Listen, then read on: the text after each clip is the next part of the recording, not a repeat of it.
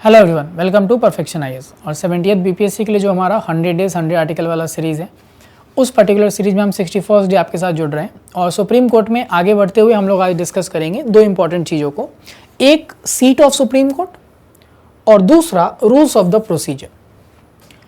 तो seat of supreme court जो article 130 के अंदर दिया हुआ है और रूल्स ऑफ प्रोसीजर 145 में दिया हुआ है। सीट ऑफ सुप्रीम कोर्ट की जब बात करते हैं तो बहुत क्लियरली 130 में लिखा है, the supreme court shell sit in Delhi or in such other place or places as a CGI may with approval of president from time to time appoint।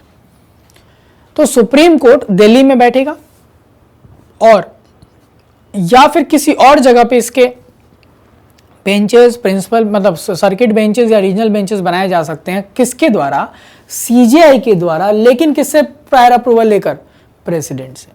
तो जैसे 10th लॉ कमीशन या बाकी रिकमेंडेशन आता है कि इसका 4 रीजनल बेंच बनना चाहिए, कोलकाता में, आपको अहमदाबाद में, हैदराबाद या चेन्नई में, और फिर एक आपको दिल्ली में एक और रीजनल बेंच उसका बने।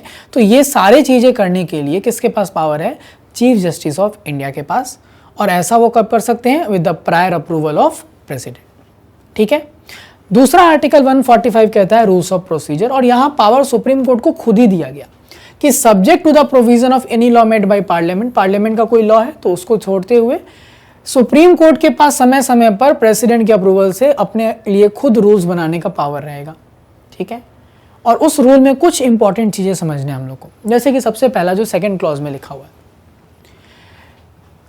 कि subject to the rules made under this article, supreme court fix कर सकता है जो मिनिमम नंबर ऑफ जजेस चाहिए किसी केस के लिए। और अगर आप देखेंगे तो नॉर्मली जो केसेस हैं वो सुप्रीम कोर्ट के अंदर सिंगल बेंच यानी कि एक जज, सिंगल बेंच मतलब एक जज, और डिवीजन बेंच मतलब कि 2 जज के द्वारा देखा जाता है। तो सिंगल जजेस एंड डिवीजन कोर्ट्स यानी कि एक जज और 2 जज के बेंच के द्वारा फैसला दिया जाएगा। बाकी सुप्रीम कोर्ट के पास पावर है कि वो बता सकती है कि मिनिमम कितने जजेस चाहिए किस चीज के लिए। लेकिन एक बहुत इंपॉर्टेंट चीज है कि जितने भी कॉन्स्टिट्यूशनल मैटर्स हैं, यानी संविधान से रिलेटेड, जिसमें संविधान का इंटरप्रिटेशन चाहिए, और जितने भी आर्टिकल 143 के अंदर प्रेसिडेंट रेफरेंस लेकर जाएंगे सुप्रीम कोर्ट के पास ओपिनियन के लिए, एडवाइस के लिए, ये 2 तरह के मामले जो हैं वो कम से कम 5 जज का बेंच देखेगा। ये तो लिखा हुआ है। सो बाकी cases single bench, division bench के पास है, लेकिन जो कॉन्स्टिट्यूशनल मैटर्स वाले मैटर्स हैं, जो कॉन्स्टिट्यूशनल इंटरप्रिटेशन वाले मैटर्स हैं, और जो 143 के अंदर जो रेफरेंसेस दिए गए हैं प्रेसिडेंट के द्वारा, ये दोनों तरह के केसेस कम से कम 5 जज के बेंच के द्वारा देखा जाएगा। ठीक है। और लास्ट रूल क्या बनाया गया है कि कोई भी जजमेंट सुप्रीम कोर्ट के अंदर सिर्फ और सिर्फ ओपन कोर्ट में दिया जाएगा। किसके में दिया जाएगा? Only in an open court. Similarly president भी जब एडवाइस के लिए जाएंगे तो वो भी किस में दिया जाएगा? Open court. तो हमेशा ध्यान रखना है कि जितने भी फैसले आएंगे कोर्ट, सुप्रीम कोर्ट के जो भी केसेस होंगे, वो हमेशा फैसला किस में मिलेगा?